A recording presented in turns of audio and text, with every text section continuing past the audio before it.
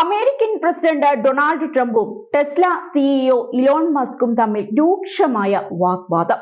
ഞാനില്ലായിരുന്നുവെങ്കിൽ 2024 തിരഞ്ഞെടുപ്പിൽ president Donald Trump തോൽക്കുമായിരുന്നുവെന്നാണ് മസ്കിന്റെ ഏറ്റവും പുതിയ അവകാശവാദം.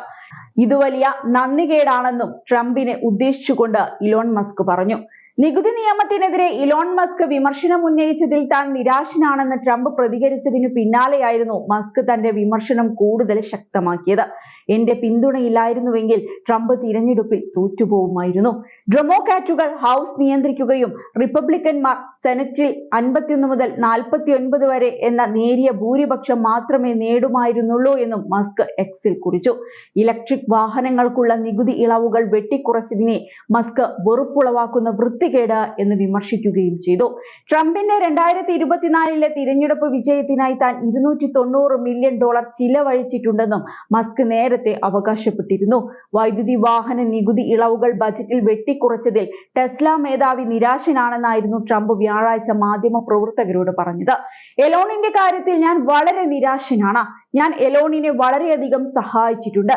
അദ്ദേഹം എന്നെക്കുറിച്ച് ഏറ്റവും മനോഹരമായ കാര്യങ്ങൾ പറഞ്ഞു. വ്യക്തിപരമായി അദ്ദേഹം എന്നെക്കുറിച്ച് മോശമായി പറഞ്ഞിട്ടില്ല. പക്ഷേ അടുത്തത് അങ്ങനെയായിരിക്കുമെന്ന് എനിക്ക് ഉറപ്പില്ല എന്നാണ് അദ്ദേഹം പറഞ്ഞത്. എന്നാൽ ഫെഡറൽ കമ്മി വർദ്ധിപ്പിക്കുന്നതിനാലാണ് ഈ ബില്ലിനെ എതിർക്കുന്നതെന്നാണ് മസ്കിന്റെ വാദം.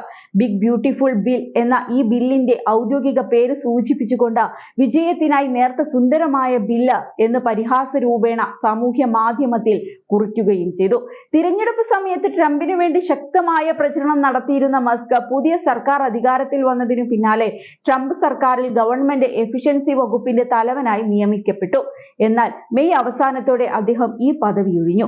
ഒരു പ്രത്യേക സർക്കാർ ജീവനക്കാരൻ എന്ന നിലയിൽ തന്റെ കടമ നിർവഹിച്ചുവെന്ന് അറിയിച്ചായിരുന്നു ആ രാജി. ട്രംപിനെതിരെ മസ്ക് നടത്തിയ ആദ്യത്തെ വിമർശനത്തിന് പിന്നാലെയായിരുന്നു അദ്ദേഹത്തിന്റെ രാജി. പ്രസിഡന്റിന്റെ ഒപ്പ് വലിയ മനോഹരമായ ചിലവ് ബിൽ ബജറ്റ് കമ്മിറ്റി വർദ്ധിപ്പിക്കുകയും ഡോജ് ടീമിന്റെ പ്രവർത്തനത്തെ ദുർബലപ്പെടുത്തുകയും ചെയ്യുന്നു. ഒരു ബില്ല് വലുതാകാം, അല്ലെങ്കിൽ അത് മനോഹരമാകാം. പക്ഷേ അത് രണ്ടും ആകാമോ എന്ന് എനിക്കറിയില്ല. എന്റെ വ്യക്തിപരമായ അഭിപ്രായമാണിതെന്നായിരുന്നു തന്റെ രാജി പ്രഖ്യാപിച്ചുകൊണ്ട് മസ്ക് പറഞ്ഞത്. അതേസമയം കഴിഞ്ഞ ദിവസമാണ് ട്രംപ് വീണ്ടും യാത്രാ നിരോധനവുമായി എത്തിയത്. ദേശീയ സുരക്ഷയുമായി ബന്ധപ്പെട്ട ആശങ്കകൾ ചൂണ്ടിക്കാട്ടിയാണ് ചില രാജ്യങ്ങളിൽ നിന്നുള്ള യാത്ര നിരോധിക്കുന്നതായി ഡൊണാൾഡ് ട്രംപ് പ്രഖ്യാപിച്ചത്. Afghanistan, Myanmar, Chad, republic of Congo, equatorial guinea, Eritrea, Haiti, Iran, Libya, Somalia, Sudan, Yemen എന്നീ 12 രാജ്യങ്ങളിൽ നിന്നുള്ള പൗരന്മാരുടെ പ്രവേശനമാണ് ട്രംപ് വിലക്കിയിരിക്കുന്നത്.